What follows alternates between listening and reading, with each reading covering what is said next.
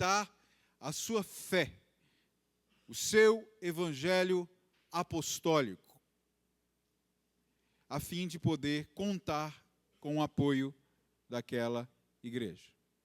Nós meditamos na semana anterior o quanto o apóstolo amava a igreja de Roma.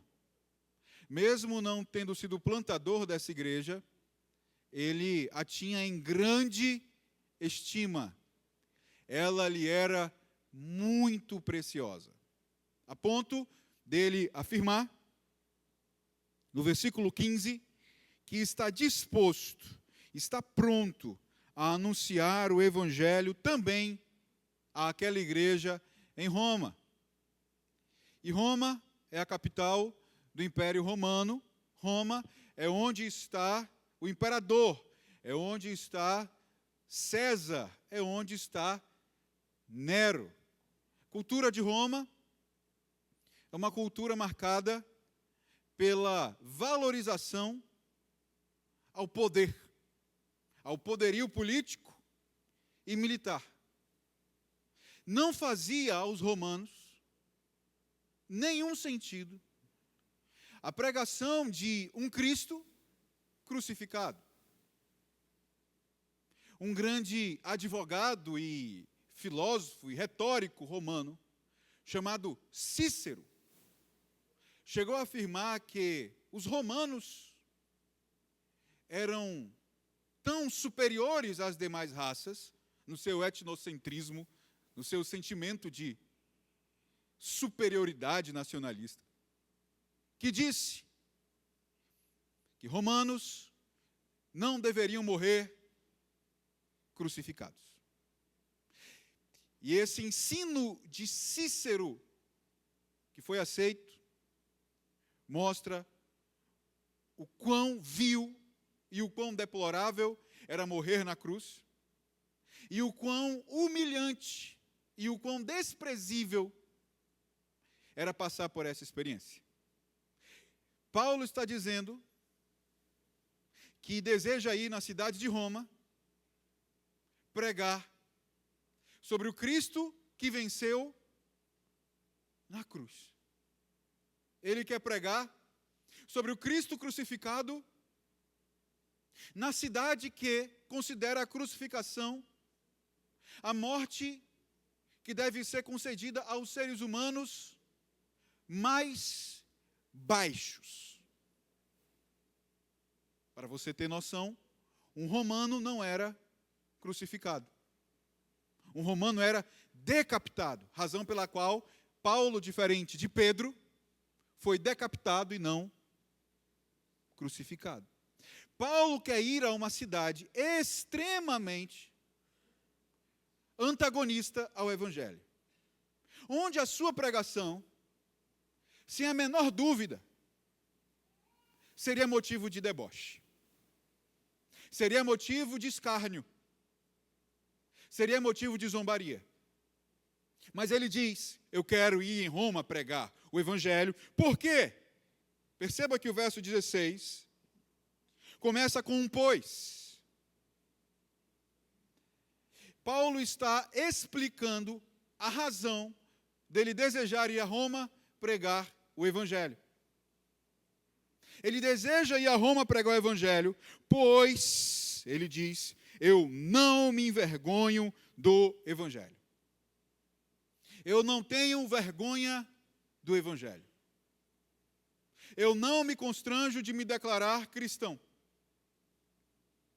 Eu não me constranjo de me levantar diante de uma audiência e dizer, aquele que vocês crucificaram, sob o poder de Pôncio Pilatos, esse é o Rei das Nações.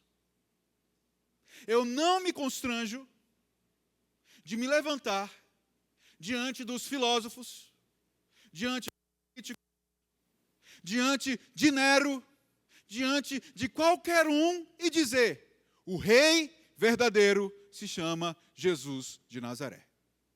Eu não me envergonho do Evangelho. O Evangelho que é o próprio Senhor Jesus. Veja comigo o versículo 3, do capítulo 1, que diz: com respeito a seu Filho, falando de Deus o Pai, o qual, Jesus, segundo a carne, veio da descendência de Davi, e foi designado Filho de Deus com poder, segundo o Espírito de santidade, pela ressurreição dos mortos, a saber, Jesus Cristo nosso Senhor. O Evangelho é Jesus. O Evangelho não é um conjunto de ideias ou de conselhos sobre como viver bem. O Evangelho é Jesus. E o Evangelho é Jesus Cristo na sua vida, na sua morte, na sua ressurreição, na sua intercessão à direita de Deus Pai Todo-Poderoso por nós e no seu retorno glorioso. Pregar o Evangelho é pregar ao Senhor Jesus. Pregar o Evangelho é falar de Cristo Jesus. Evangelizar é falar que o Verbo se fez carne. A segunda pessoa da Santíssima Trindade foi gerado pelo Espírito Santo no ventre da Virgem Maria. Nasceu sem pecado algum. Nunca houve dolo na sua boca. Andou por toda parte, fazendo o bem, curando os enfermos, expulsando os demônios. Mas, por causa do desígnio de Deus, ele foi crucificado sobre o poder de Pôncio Pilatos. Mas a morte não pôde retê-lo, porque ao terceiro dia ele ressuscitou. A pedra foi removida, Cristo Jesus está vivo, e ele diz que tem as chaves da morte e do inferno. Passou ainda 40 dias com os seus apóstolos, com seus discípulos, diante dos quais deu evidências incontestáveis da sua ressurreição. Depois foi elevado às maiores alturas. Está assentado à direita de Deus Pai Todo-Poderoso. E a todo aquele que o invoca como Senhor e Salvador, ele envia o Espírito Santo para habitar o seu coração. E quando ele voltar, aqueles que tiverem crido nele, confessado o seu nome, se arrependido dos seus pecados, aqueles que tiverem recebido o batismo em nome do Pai, do Filho e do Espírito Santo, ressuscitarão e reinarão com ele pelos séculos dos séculos. O Evangelho é o Senhor Jesus. Paulo diz: eu não me envergonho do Evangelho. Eu não me constranjo de pregar o Evangelho. Por quê, Paulo? Porque o Evangelho é o poder de Deus para a salvação. O Evangelho é o poder. A palavra poder significa, no idioma original, dínamos, de onde vem a expressão dinamite. É algo que causa um impacto. É algo que causa uma transformação. É algo que impacta a realidade, que transforma, que explode, que faz algo. O Evangelho é o poder de Deus. Quando Cristo é anunciado, nós não estamos falando apenas de mais uma teologia ou de mais uma ideologia. Nós estamos falando do poder, não é dos homens, não é dos apóstolos, não é dos teólogos, não é da igreja, é o poder de Deus. Quando o Evangelho é pregado no poder do Espírito Santo, e o Espírito Santo aplica essa mensagem no coração dos seus eleitos, uma obra acontece. O cristianismo é uma religião de poder, irmãos. O verdadeiro poder, todavia, é um poder espiritual. Não nos enganemos. Não nos enganemos. Não é porque participamos assiduamente das reuniões da igreja que isso nos dá a certeza de que somos cristãos. Ainda que um cristão deveria sim ser assíduo nas reuniões. O que nos dá a certeza que somos cristãos é que nós experimentamos o poder de Deus. É que o Evangelho entrou em nosso coração e mudou a nossa vida. É que houve algum momento da nossa história em que nós percebemos que nós não éramos mais os mesmos. Para alguns foi um momento de crise. Quem sabe foi feito um apelo. Você foi à frente, junto ao pregador, que orou por ti, e quebrantado em lágrimas, você disse: eu entrego a ti a minha vida, Senhor. A outros talvez não teve um momento assim. Apenas foi um processo no qual você foi ouvindo a palavra, e certo dia você se acordou e disse: eu creio em Jesus. Eu não posso mais viver como antigamente. Eu creio que Ele vive, eu creio que Ele ressuscitou. Algum tempo atrás, eu estava servindo em outro contexto, e uma senhora que passou a vida dentro da igreja romana, não como uma católica nominal, mas como alguém que realmente se empenhava naquela fé, de repente, abruptamente, ela se levanta em uma das nossas reuniões e diz: agora eu creio em Jesus. Agora eu entendi que só Cristo Jesus é o meu Senhor e o meu Salvador, e que a única intercessão que eu preciso é a intercessão daquele que morreu e ressuscitou. Qual a probabilidade de alguém que passou décadas, a vida inteira, em outra fé, tomar uma decisão assim? É muito baixa. Mas o Evangelho é o poder de Deus. Se nós experimentamos o Evangelho, nós experimentamos o poder de Deus. Uma vez, lendo um dos escritos de Martyn Lloyd-Jones, ele conta que em determinado culto na sua igreja, uma senhora começou a ir. E ele notou que aquela senhora, toda semana, se fazia presente, até que um dia ela se aproximou e disse que ela era praticante da invocação de espíritos. Ela invocava espíritos. Ela mexia com esse lado oculto do mundo espiritual. Só que quando ela estava passando na frente da capela de Westminster, ela disse que se sentiu atraída por alguma força. Só que diferente da reunião que ela participava, não era uma força impura. Era uma força que lhe trazia paz. Ela intuiu que aquele local era um local de paz. E ela começou a ouvir a palavra domingo após domingo, semana após semana, ouvindo o Evangelho, até que um dia ela compreendeu e foi salva e abandonou aquela vida. O Evangelho, irmãos, é o poder de Deus. Isso deve ser um profundo encorajamento para mim e para você. Especialmente você que tem na sua família alguém de coração empedernido. Alguém que quando fala de igreja, já escarnece.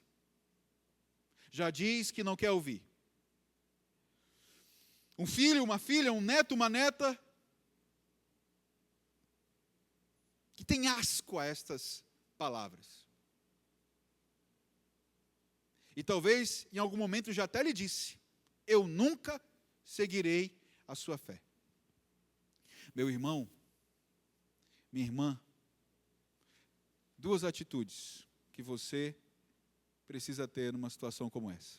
A primeira, joelho dobrado, oração. A segunda, fale de Jesus. Fale com paciência. Ensine a palavra. Conte as histórias dos evangelhos. Aconselhe com a convicção de que, pela graça de Deus, em algum momento, aquele seu filho, aquela sua filha, aquele seu neto, aquele seu amigo, aquela sua amiga, será impactado pelo poder de Deus. O Evangelho tem o poder de mudar corações. O Evangelho tem poder de converter corações. O Evangelho, irmãos, é o poder de Deus para a salvação de todo aquele que crê. O nosso papel não é formar prosélitos. O nosso papel é tão somente abrir a nossa boca e pregar a palavra de Deus. É por isso que Paulo tinha ousadia para pregar, mesmo em Roma. mesmo diante de Nero. Porque ele tinha essa profunda convicção. O Evangelho é o poder de Deus. Recordo-me aqui de Mônica, mãe do bispo de Hipona, Agostinho. Agostinho vivia uma vida devassa. Era extremamente imoral. E um dia ela foi até o seu bispo Ambrósio, e suplicou-lhe: por favor, fale com meu filho. Naquela época, Agostinho seguia uma seita chamada maniqueístas. Ensinava, por exemplo, que havia um Deus mau que era tão forte quanto o Deus bom da Bíblia. Ambrósio sabia da fama de Agostinho e não queria conversar com ele. Agostinho não era fácil. E ele disse: seu filho não está pronto para essa conversa. E ela foi embora chorando. Quando Ambrósio viu que ela estava indo embora chorando, ele olhou para ela e disse: minha filha, vai em paz, porque não é possível que se pereça um filho de tantas lágrimas. Não é possível que se pereça um filho de tantas lágrimas. Não é possível que se pereça um filho de tantas lágrimas. Derrame as lágrimas e fale o Evangelho. Foi o que Mônica fez, até Agostinho se converter. Tanto é que poucos dias depois que seu filho se converteu, ela partiu, como que dizendo: meu filho, eu só estava esperando o momento de você encontrar o meu Senhor, para que ele também seja o teu. O Evangelho é o poder de Deus para a salvação de todo aquele que crê, irmãos. Agora, se é o poder de Deus para a salvação, é porque existe a condenação. Existe a perdição. Existe a vida longe de Deus. O Evangelho nos salva. O nome Jesus significa Yahvé salva. Mas salva de quê? O Evangelho nos salva da condenação do pecado, que é a eternidade longe do Senhor. O Evangelho nos salva do poder do pecado. Ele vai nos libertando gradualmente da influência do pecado sobre o nosso coração. E por fim o Evangelho nos salvará da presença do pecado, quando na glória viveremos com o Senhor pelos séculos dos séculos. O Evangelho salva. Com Cristo, há salvação. Sem Cristo, não há salvação. O Evangelho é o poder de Deus para a salvação de todo aquele que crê. O chamado é universal, mas a salvação não é universal. A salvação é apenas para aquele que crê. Porém, como que alguém crê? Paulo vai dizer nessa mesma carta: como crerão se não há quem pregue? A fé vem pelo ouvir, e ouvir a palavra de Deus. Nós temos que constantemente nos sujeitar à pregação. Permita-me contar aqui outro testemunho de um grande herói da fé chamado John Wesley. John Wesley tinha muita dificuldade em acreditar que era perdoado por Deus, que era justificado pela fé. Muita dificuldade. Um dia ele foi conversar com um líder moraviano, abriu o seu coração, e John Wesley já era um ministro do Evangelho. Ele já era um pregador. E ele estava numa crise muito grande. Como que eu vou pregar naquilo que eu nem creio? Um dilema moral, espiritual, teológico. E o seu mentor lhe disse: não pregue quando você crê. Pregue até você crer. Pregue para você mesmo. Pregue para o seu coração. Pregue para a sua alma. Pregue que o Senhor te ama. Pregue que o Senhor te perdoou. Pregue que a graça é maior que os seus pecados. Pregue até você crer. E assim ele fez. Nós precisamos, queridos, lutar contra a incredulidade do nosso coração. E a maior incredulidade do nosso coração não tem a ver com ateísmo. Tem a ver com duvidarmos, não da existência de Deus. A maioria não tem problema com isso. Graças a Deus. Alguns têm. É possível vencer, saturando a mente com a palavra. Mas o maior problema é não crer no amor e na graça de Deus e na justiça de Deus. O Evangelho é o poder de Deus para a salvação. Se você ouvir o Evangelho, se você se disciplinar, queridos, por isso que é importante congregar. Por isso que é importante congregar. Eu e você tendemos à amnésia espiritual. Nós tendemos a esquecer aquilo que nós já sabemos. A nossa maior necessidade não é aprender algo novo, é ouvir as velhas verdades do Evangelho. Porque as velhas verdades do Evangelho, quando pregadas e assimiladas por nós pela iluminação do Espírito Santo, se tornam novas e nos fortalecem. Quando alguém deixa de congregar, quando alguém deixa de cultuar, o que acontece? Essas verdades vão perdendo a força. Essas verdades vão perdendo o encanto, vão perdendo o brilho, vão perdendo o poder. É por isso, queridos, que nós precisamos nos sujeitarmos a ouvir a pregação do Evangelho. Às vezes eu fico pensando, é um exercício de muita humildade sentar e ouvir um homem falar. É muita humildade.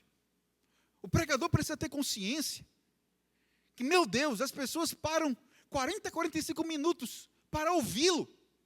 Quem que para 40, 45 minutos para ouvir outra pessoa? Às vezes eu fico pensando isso. Eu quase não paro. Por que nós paramos? Por que você para? Não é pelo pregador, nem pode ser. Coisa mais terrível que tem é a igreja que celebra personalidades. Porque quando a personalidade vai embora, a igreja definha. A igreja não pode se apegar a personalidades. Em determinada igreja aí, isso não é uma coisa específica, tinha uma grande lista de pregadores. Em determinado momento, os irmãos ligavam para a secretaria da igreja e falavam assim: quem que vai pregar hoje? Ah, é o pastor fulano. Ah, eu vou. Na outra semana, quem que vai pregar? Ah, é o pastor cicrano. Não vou. Aí o pastor da igreja tomou uma decisão. Ninguém vai mais saber quem que vai pregar. Está proibido. Só vai saber na hora. Nós não temos, queridos, que ter um apego em demasia com pregadores. Senão nós vamos incorrer no pecado da igreja de Corinto. Eu sou de Paulo. Eu sou de Apolo. Eu sou de Pedro. Não. Nós não somos de Paulo. Nós não somos de Apolo. Nós não somos de Pedro. Nós somos de Cristo Jesus. E você está aqui para ouvir de Cristo Jesus. Hoje de manhã, eu preguei o seguinte aqui nesse púlpito. Eu disse: queridos, se viesse aqui uma mula, pense literalmente uma mula, um jumento, e colocasse um microfone na boca do jumento, e esse jumento, por algum milagre, começasse a explicar o Evangelho, nós tínhamos aqui que sentar e ouvir a mula. Porque não é a mula. É o Evangelho que deve ser ouvido. O Evangelho é que muda os nossos corações.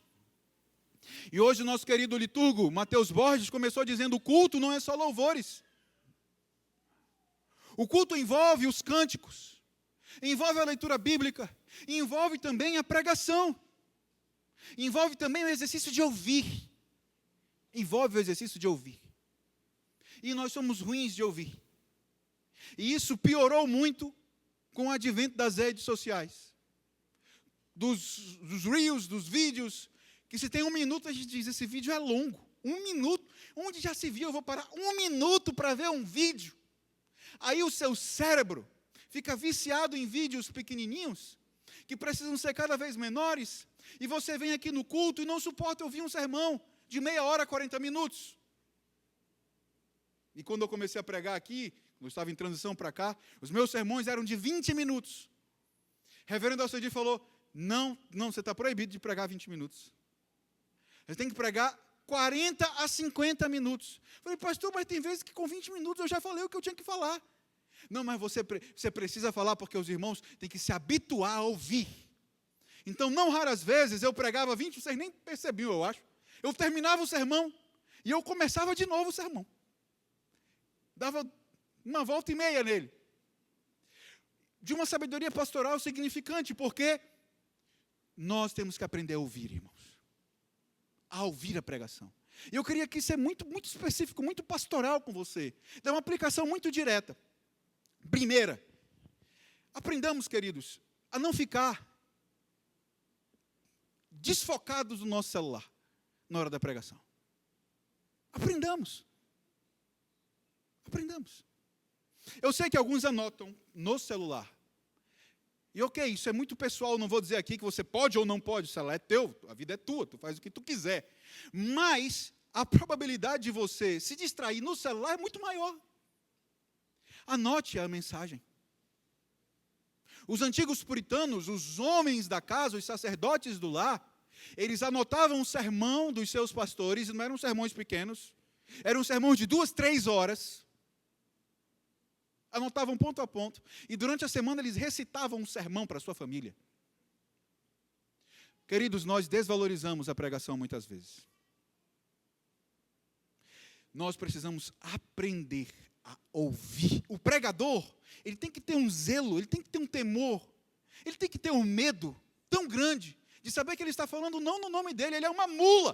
O pregador é uma mula. Quem me dera eu pudesse ser a mula de Balaão nessa noite para você. Quem me dera eu ter esse dom.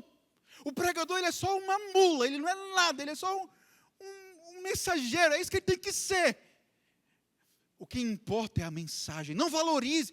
Eu sou mortal, eu sou falível. Eu sou pecador igual você.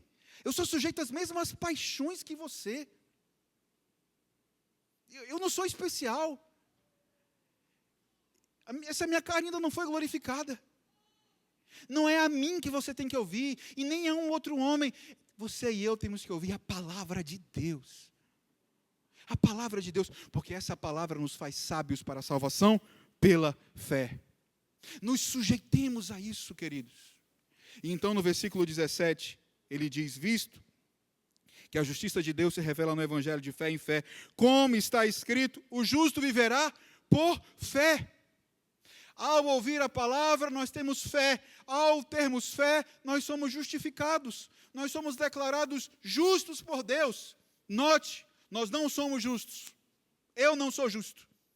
Eu, Camilo Imaev, Florencio Pires e você, seja qual for o seu nome, nós não somos justos.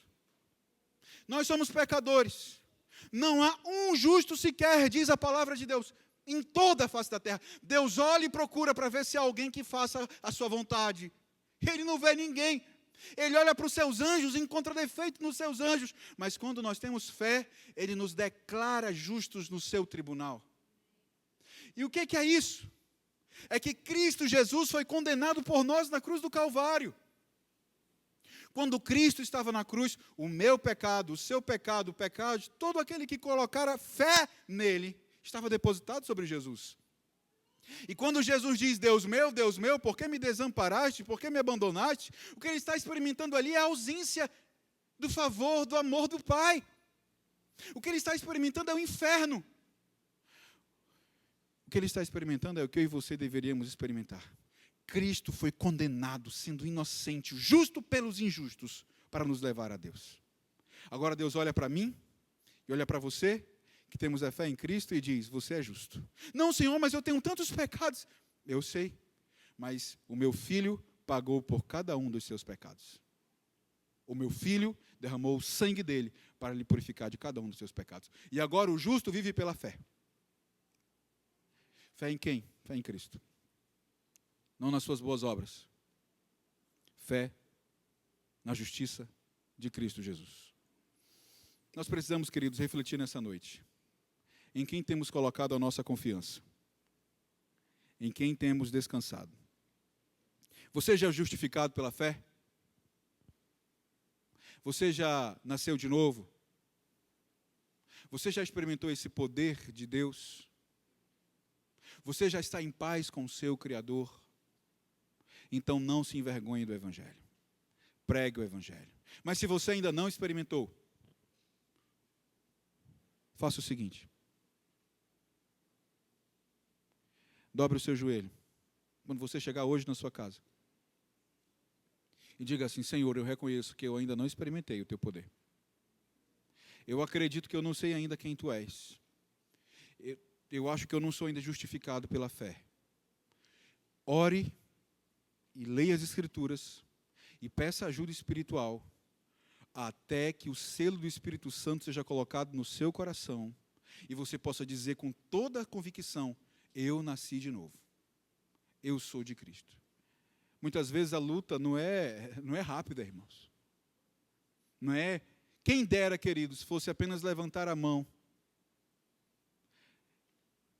Eu sei que muitos de vocês foram acostumados em uma cultura de apelo. Eu aceitei Jesus umas 750 mil vezes. Alguma delas foi de verdade. Deus sabe qual foi. Agora, não é o apelo que salva. O apelo é uma estratégia. O que salva é o Espírito Santo aplicando a palavra no coração. Eu não quero fazer um apelo para você vir aqui à frente. Não hoje. E não que isso seja algo errado ou ruim. Mas eu quero falar para você. Dobre o seu joelho e peça que o Senhor lhe dê a verdadeira fé. E não pare de pedir por essa fé até recebê-la. Porque Jesus disse: se vocês que são maus sabem dar coisas boas aos seus filhos, porventura o Pai Celestial não dará o Espírito Santo a todo o que o pedir? Peça e você receberá. Bata na porta e a porta vai se abrir. Peça por fé. Lute com o anjo no vale de Jaboque. Lute com Deus. E não se arrede dessa luta até dizer: o Senhor me visitou. O Senhor mudou a minha vida. Vamos orar? Querido Deus, o Evangelho é o poder de Deus para a salvação de todo aquele que crê. Primeiro do judeu, depois do grego. Porque a justiça de Deus se manifesta no Evangelho de fé em fé. Como está escrito: o justo viverá por fé. Concede-nos essa fé para vivermos de modo que lhe agrada, Senhor. Em nome de Jesus nós oramos. Amém.